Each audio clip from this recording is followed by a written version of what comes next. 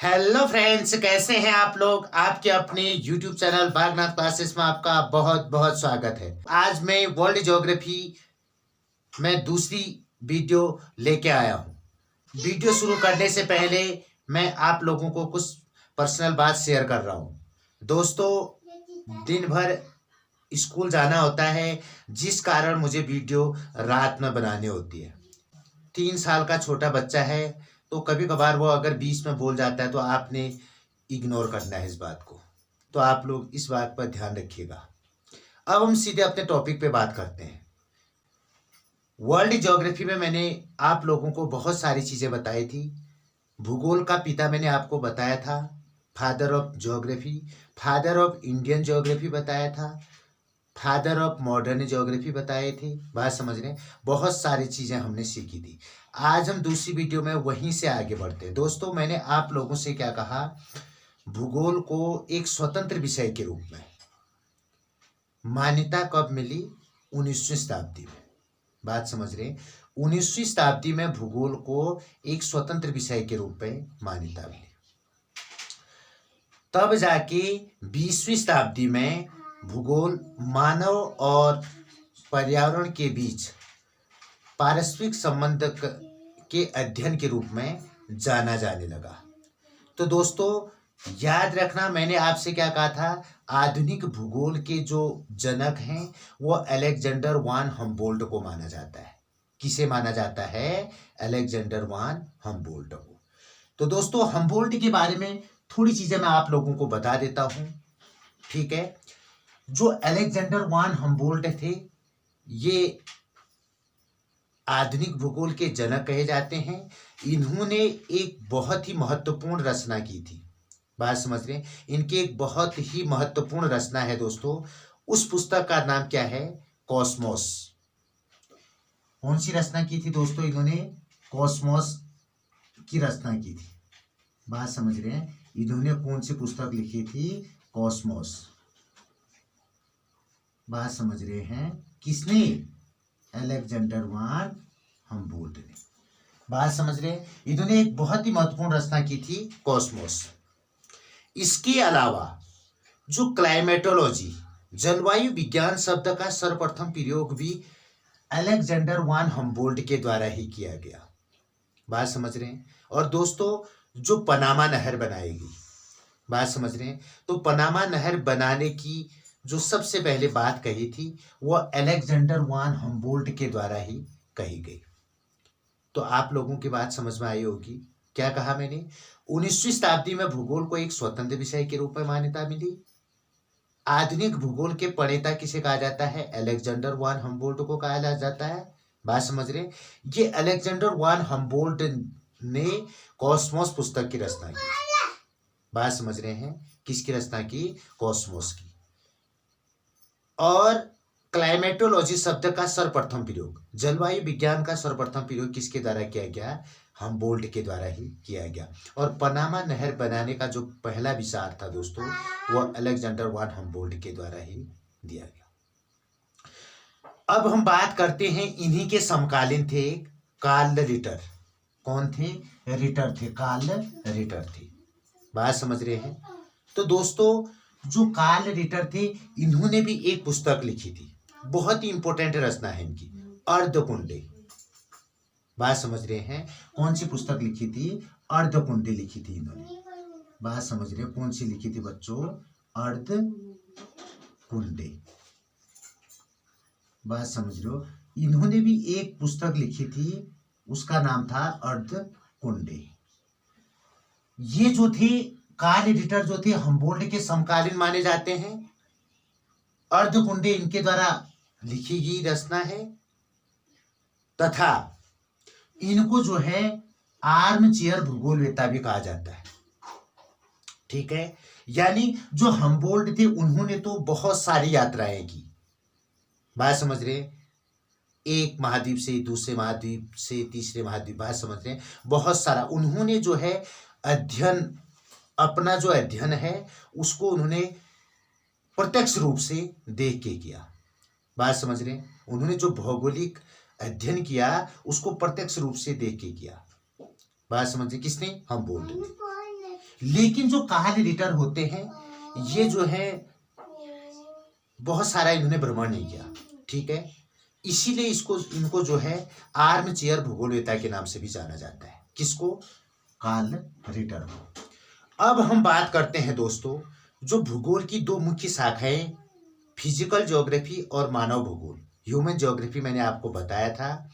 जो मानव ज्योग्राफी है, बात समझ रहे हैं, जो मानव भूगोल है दोस्तों, फिजिकल ज्योग्राफी में तो मैंने आप लोगों से क्या कहा, इसमें जो है जलवायु का अध्ययन किया जाता है और भू आकृतियों का अध्ययन किया जाता है, प्रकृति पद्धत भौतिक पर्यावरण का अध्ययन किया जाता है। सीधे सीधे हम कह सकते हैं फिजिकल ज्योग्राफी में मृदा का अध्ययन किया जाएगा, वनस्पति का अध्ययन किया जाएगा, बात समझ रहे हैं, जंतुओं का अध्ययन किया जाएगा, किसमें? इस फिजिकल ज्योग्राफी में। अगर हम मानव भूगोल की बात करते हैं तो मानव भूगोल में जो अध्ययन का केंद्र बिंदु है दोस्तों, वह क्या होगा? मानव होगा। बात समझ रहे हैं, सेंट्रल पॉइंट, बात समझ रहे हैं, सेंट्रल पॉइंट जो है स्टडी का जो सेंट्रल पॉइंट है दोस्तों, वह क्या है? ह्यूमन है, मानव है। बात समझ रहे हैं, दूसरे शब्दों में हम कह सकते हैं कि मानवीय क्रियाएं जो है मानव भूगोल का अध्ययन सामग्री है।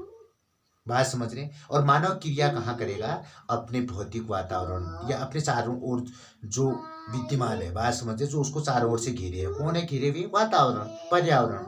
बात समझ रहे हैं, तो इसका जो सेंट्रल पॉइंट है दोस्तों ह्यूमन ज्योग्राफी का, वो क्या होगा? मानव होगा। अब देखो, इन समस्त तथ्यों को अध्ययन करने के बाद कुछ विचारधाराएं जन्म लेती हैं। बात समझ रहे हैं, कुछ विचारधाराएं, कुछ थॉट्स जन्म लेती है। जैसे अगर हम भौतिक भूगोल की बात करते हैं, भौतिक पर्यावरण का अध्ययन किया जाता है। मानव भूगोल में जो है मानव और उसके चारों ओर जो वातावरण है के बीच अंतर संबंधों का अध्ययन किया जाता है। बात समझ रहे हैं, अन्योन्य क्रियाओं का अध्ययन किया जाता है। बात समझ रहे हैं, तो इन समस्त परिभाषाओं से जो है तीन विचारधाराएं पैदा होती है। बात समझ रहे हैं, जो विचारधाराएं पैदा होती हैं दोस्तों, उसमें क्या क्या है? जैसे नियतिवाद, नियतिवाद जिसको हम निश्चयवाद के नाम से भी जानते हैं, और पर्यावरणीय निश्चयवाद भी कह सकते हैं। बात समझ रहे हैं, अभी मैं इसके बारे में आपको डिटेल से बताऊंगा। नियतिवाद, निश्चयवाद या पर्यावरणीय निश्चयवाद, एक विचारधारा ये जन्म लेती है। दूसरी विचारधारा संभववाद है। बात समझ रहे हैं, और जो तीसरी विचारधारा है दोस्तों, वह है नव निश्चयवाद। बात समझ रहे हैं, क्या कहा मैंने? जो पहली विचारधारा जन्म लेती है दोस्तों, वो आपका क्या है? संभव, ये क्या कहते हैं? नियतिवाद अथवा निश्चयवाद, और जिसको जो है पर्यावरणीय निश्चयवाद के नाम से भी जाना जाता है। दूसरी जो विचारधारा है वो संभववाद है, और जो तीसरी विचारधारा है वो नव निश्चयवाद है। अब हम बात करते हैं, यार मैंने आपसे क्या कहा था, मानव भूगोल के जो जनक हैं वह कौन थे? फ्रेडरिक रेडजर। कौन थे दोस्तों? फ्रेडरिक रेडजर, जो कि जर्मन भूगोलवेत्ता थे। बात समझ लो दोस्तों, मैंने आप लोगों से क्या कहा, जो मानव भूगोल के जनक थे वो कौन थे? फ्रेडरिक रेडजर थे। तो फ्रेडरिक रेडजर ने जो मानव भूगोल की परिभाषा दी दोस्तों, उन्होंने क्या कहा? देखो, फ्रेडरिक रेडजर ने, उनकी एक बड़ी ही महत्वपूर्ण रचना है। वैसे तो उनकी दो रचनाएं बहुत ही फेमस है दोस्तों, एक है पॉलिटिकल ज्योग्राफी, राजनीतिक भूगोल, और जो दूसरी रचना है एंथ्रोपोजियोग्राफी है। क्या है? एंथ्रोपोजियोग्राफी। जो एंथ्रोपोजियोग्राफी उनकी रचना है दोस्तों, उसमें उन्होंने मानव भूगोल की परिभाषा दी है, और बड़ी ही अच्छी परिभाषा दे रखी है। उन्होंने क्या कहा? बात समझ रहे हैं, उन्होंने क्या कहा? मानव भूगोल मानव समाज, मानव समाज मीन्स अर्थात मानव, बात समझ रहे हैं, देखो, मानव समाज और उसके पर्यावरण के बीच संबंधों का अध्ययन है। बात समझ रहे हैं, यानी रेडजर द्वारा क्या कहा गया? मानव भूगोल जो है मानव और उसके पर्यावरण के बीच संबंधों का अध्ययन है कहो, या मानव समाज, मानव समाज और उसके चारों ओर क्या पाया जाता है? चारों ओर वातावरण भी कह सकते हैं।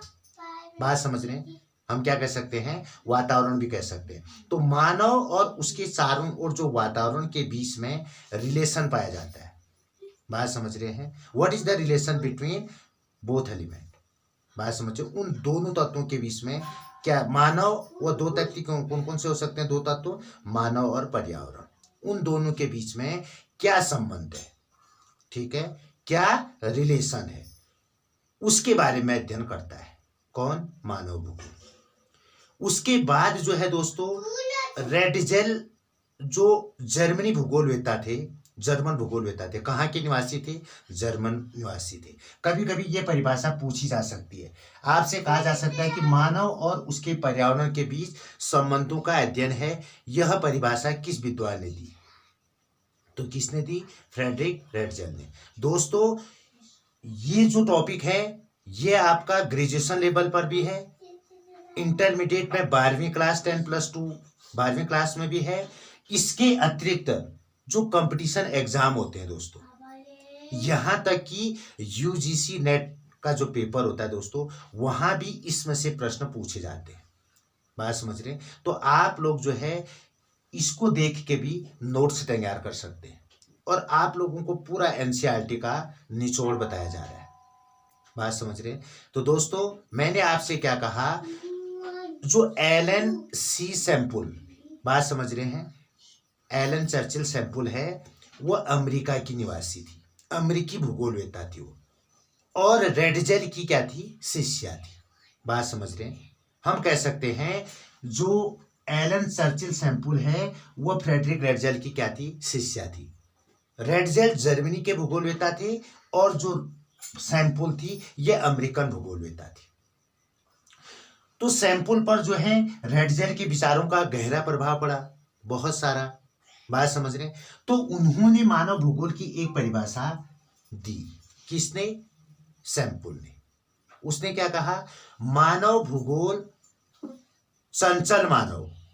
बात समझ रहे हैं? मानव भूगोल चंचल मानव कहो या क्रियाशील मानव को, बात एक ही है। चंचल मानव और अस्थिर पृथ्वी के बीच, अस्थिर मीन्स क्या होता है? जो अनस्टेबल। बात समझ रहे हैं? अस्थिर पृथ्वी के बीच क्रियात्मक या पारस्परिक परिवर्तनशील संबंधों का अध्ययन है। किसने कहा था? सैम्पुल ने कहा था। देखो सैम्पुल ने क्या कहा था? मानव भूगोल चंचल मानव और अस्थिर पृथ्वी के बीच पारस्परिक परिवर्तनशील संबंधों का अध्ययन है, कहा था। बात समझ रहे हैं? ये किसने कहा था? एलन सी सैम्पुल ने। भौतिक वातावरण के, भौगोलिक वातावरण का प्रभाव उनकी एक बहुत ही इंपॉर्टेंट रचना है। किसकी? इस सैम्पुल की। बात समझ रहे हैं? तो उन्होंने जो है दोस्तों मानव भूगोल की जो परिभाषा थी, क्या कहा? मानव भूगोल चंचल मानव और अस्थिर पृथ्वी के बीच पारस्परिक परिवर्तनशील संबंधों का अध्ययन है। ठीक है, अब हम बात करते हैं, देखो इन्हीं परिभाषाओं से जो 3 विचारधाराएं निकल के आती हैं। कौन सी विचारधारा? अभी मैंने आपसे पहले बताया था, निश्चयवाद, जिसको हम नियतिवाद कहते हैं, संभववाद और नवनिश्चयवाद। बात समझ रहे? ये 3 विचारधाराओं का जन्म होता है। अब इसमें जो नियतिवाद या निश्चयवाद है दोस्तों, इसको पर्यावरणीय निश्चयवाद भी कहा जाता है। सबसे पहले तो हम ये जानेंगे कि यह जो है, इस विचारधारा को जर्मन स्कूल थॉट्स के नाम से भी जाना जाता है। ठीक है, यानी जर्मनी भूगोलवेत्ताओं का विचारधारा के नाम से भी इसको जाना जाता है। इस विचारधारा के जो प्रवर्तक थे दोस्तों, वह फ्रेडरिक रेडजेल थे। यानी निश्चयवादी विचारधारा के प्रवर्तक किसको माना जाता है? रेडजेल को माना जाता है। बात समझ रहे? किसको माना जाता है दोस्तों? रेडजेल को माना जाता है। रेडजेल, बात समझ रहे? यानी फ्रेडरिक रेडजेल को ही जो है नियतिवादी विचारधारा का जनक कहा जाता है। बात समझ रहे? अब ये विचारधारा थी क्या? देखो, इस विचारधारा के अनुसार प्रकृति ही सब कुछ है। बात समझ रहे? यानी कहने का मतलब है प्रकृति मुख्य है और मनुष्य गौण है। दूसरे शब्दों में हम कह सकते हैं कि मनुष्य प्रकृति का दास है, इस विचारधारा के अनुसार, नियतिवादी विचारधारा के अनुसार। यानी जो नियतिवादी विचारधारा के जो ज्योग्राफर थे, जो भूगोलवेत्ता थे, उनका मानना था प्रकृति के अनुसार ही मानव को चलना पड़ता है। दोस्तों ये कंडीशन कब थी? जब टेक्नोलॉजी का विकास नहीं हुआ था, तकनीकी विकसित नहीं हुई थी। बात समझ रहे? प्राचीन समय में क्या होता था दोस्तों, अगर हम बात करते हैं, जैसे हम गुफा में रहते थे, बात समझ रहे हैं, हमें आग का ज्ञान न था, आ रही बात समझ में, और जब हमें ठंड लगती थी हम प्रकृति के अनुसार ही अपने आप का क्या करते थे, बचाव करते थे। ठीक है, तो मनुष्य जो था प्रकृति का दास है, ये ऐसा मानते हैं इस विचारधारा के भूगोलवेत्ता। उसके बाद इस विचारधारा का विरोध किया गया।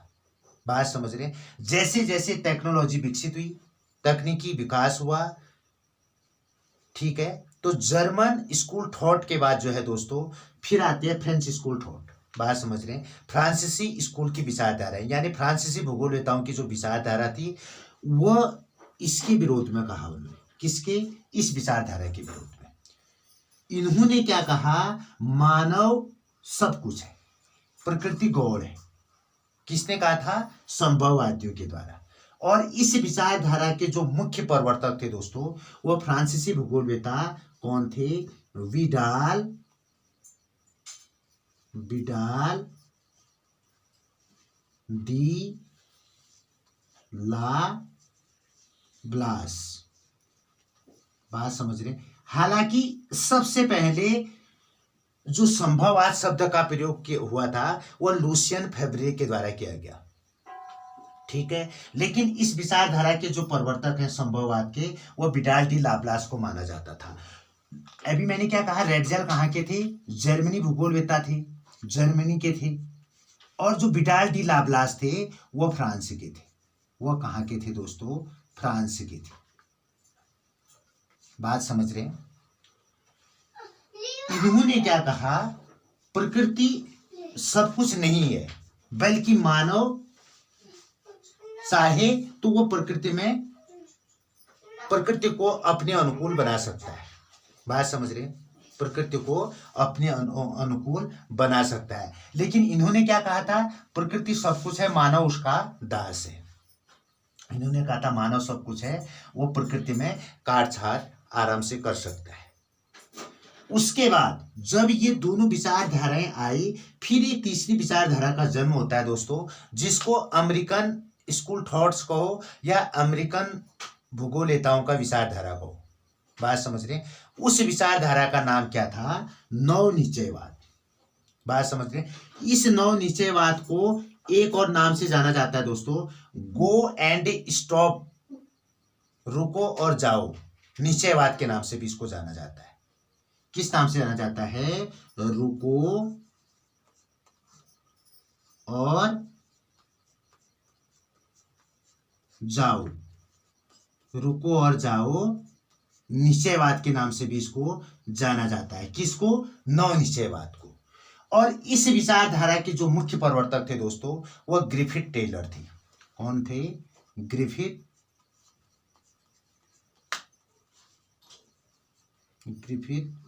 टेलर थे। कहाँ के निवासी थे? अमेरिका के निवासी थे। कहाँ के निवासी थे दोस्तों? अमेरिका के निवासी थे। बात समझ रहे?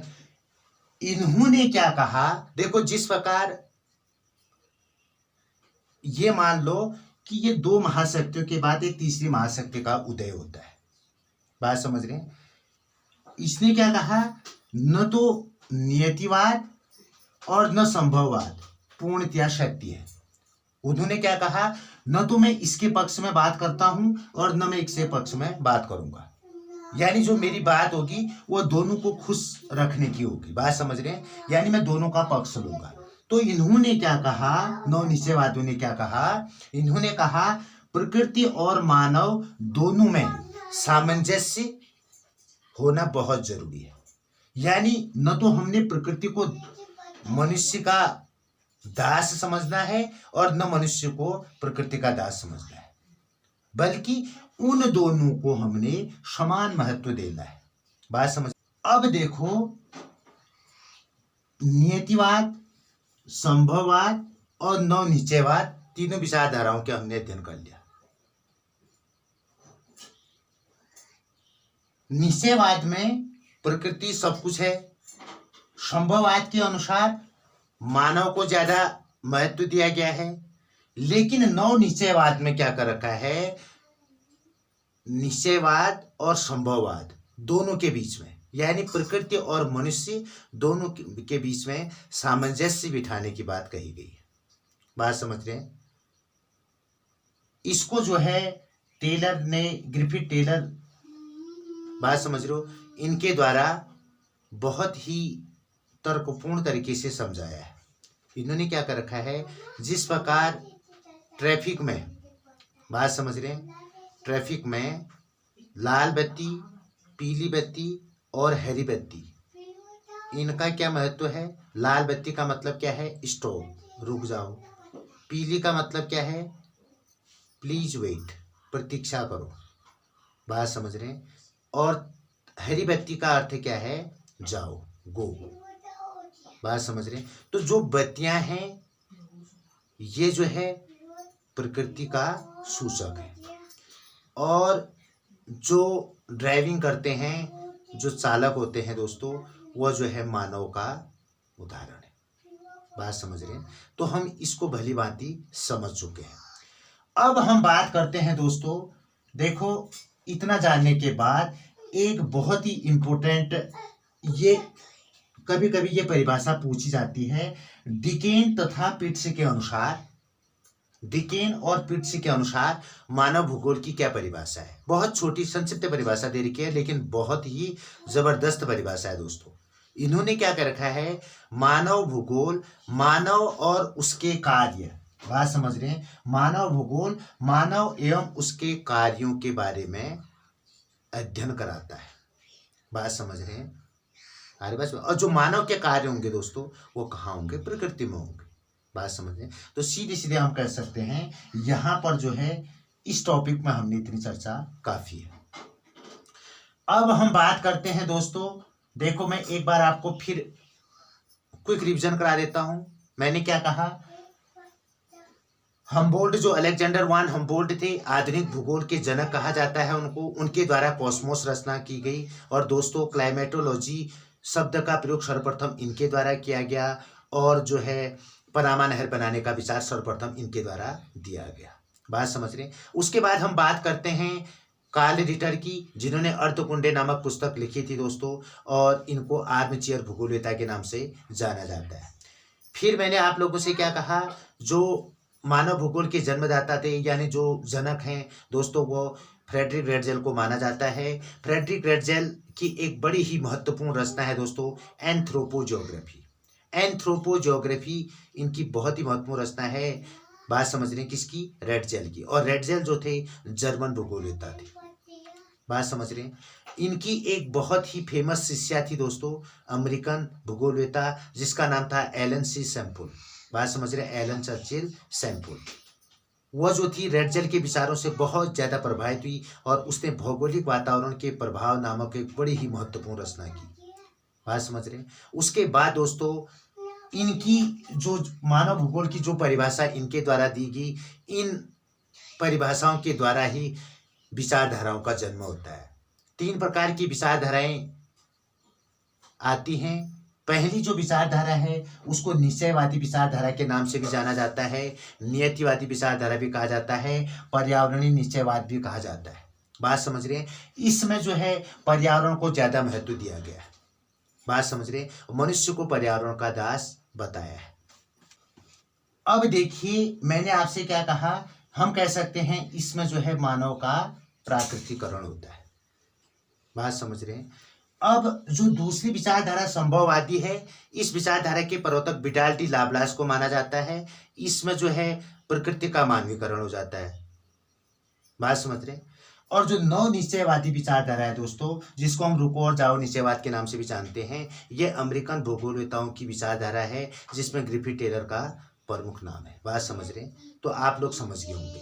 देखो जो निश्चयवाद है इसको हम जर्मन भूगोलवेत्ताओं की विचारधारा भी कह सकते हैं, ये फ्रांसीसी भूगोलवेत्ताओं की विचारधारा है संभववाद, और जो नव निश्चयवाद है ये अमेरिकन विचारधारा है।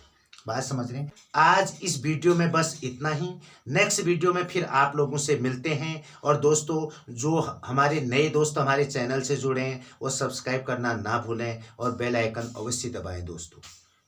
और आप लोगों का यही प्यार और स्नेह जो है दोस्तों मुझे रात में काम करने के लिए प्रेरित कर रहा है। आप लोग अपना प्यार ऐसे बनाए रखें। और दोस्तों अधिक से अधिक, बात समझ रहे हैं, इतना अच्छा आप लोगों को पूरे तथ्यों के साथ बताया जा रहा है। तो दोस्तों आप लोगों की जिम्मेदारी है कि आप हमारे जो ये लोगो बना है दोस्तों, यहाँ पर देखो आप दिख रहा होगा आपको बी लिखा है, इसका मतलब क्या है, बागनाथ क्लासेस। आप समझ गए होंगे, बात समझ रहे हैं। इस चैनल को आपने बहुत आगे बढ़ाना है, बात समझ रहे हैं।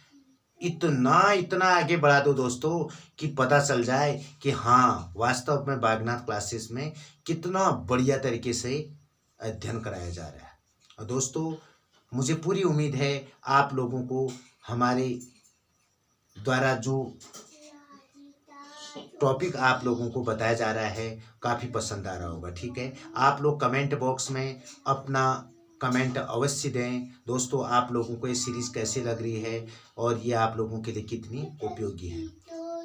तो यहीं पर दोस्तों फिर आप लोगों से हम दोबारा नेक्स्ट वीडियो के साथ मिलेंगे। तो नेक्स्ट वीडियो में आप लोगों के साथ फिर मिलते हैं। तब तक के लिए धन्यवाद।